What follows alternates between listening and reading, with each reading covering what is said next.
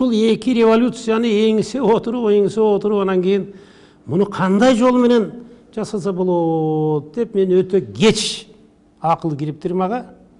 Анан Манастануу деген институт ачтым. Эмне үчүн? Көрсө демократия дегениңиздин чыныгы үлгүлөрү Манас эпопеясында турат. Көрсө мамлекетти башкаруу дегендин эң бийик гениалдуу үлгүсү ошол Манас эпопеясында турат. Көрсө ошол элге журтка кызмат кылуу үчүн ичип аткан ашын жерге коюп күн түнү менен башын канжагага байлап деген сөз бар.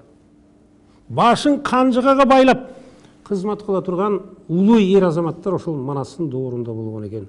Ошондуктан жанагы Манас эпопеясындагы улуу мамлекеттик идеялар бар.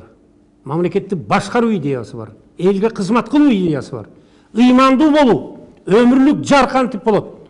Элге журтка кантип кайрымдуулук кылыш керек? Мына ушул идеялардын бүт бардыгы ошо Манаста экен. Ошого мен институт ачып, азыр эми мына 3-чү курста окушуп атат. Мен эгерде ошол менин институтуман эртең бүрүсү күнү баралына келгенде Кыргызстандын жетекчилеринин бири болуп, анан Кыргызстанды оңдоп кете турган бир топ түзүлсө, мен ошону көрүп калсам, мен бу дүйнөдө дагы, о дүйнөдө дагы эң бир бактылуу адам болор элем. Ылайым ошондой болсун.